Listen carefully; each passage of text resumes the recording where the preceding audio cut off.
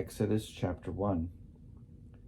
These are the names of the sons of Israel who came to Egypt with Jacob, each with his household: Reuben, Simeon, Levi, and Judah; Issachar, Zebulun, and Benjamin; Dan and Naphtali; Gad and Asher. The total number of people born to Jacob was 70. Joseph was already in Egypt. Then Joseph died, and all his brothers and that whole generation. But the Israelites were fruitful and prolific. They multiplied and grew exceedingly strong, so that the land was filled with them. Now a new king arose over Egypt who did not know Joseph. He said to his people, "Look, the Israelite people are more numerous and more powerful than we.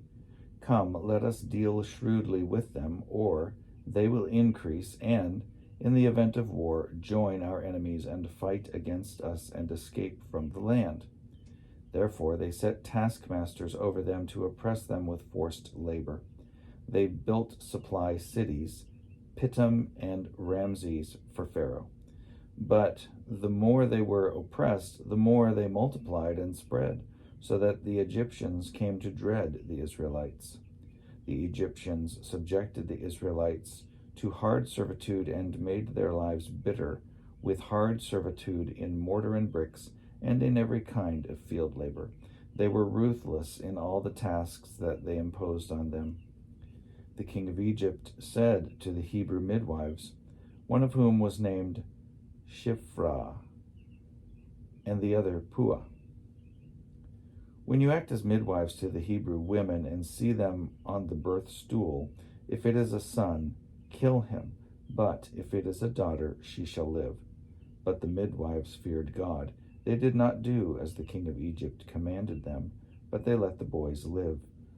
So the king of Egypt summoned the midwives and said to them, "Why have you done this and allowed the boys to live?"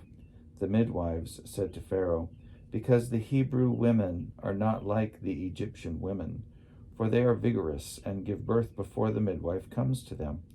So God dealt well with the midwives, and the people multiplied and became very strong. And because the midwives feared God, he gave them families.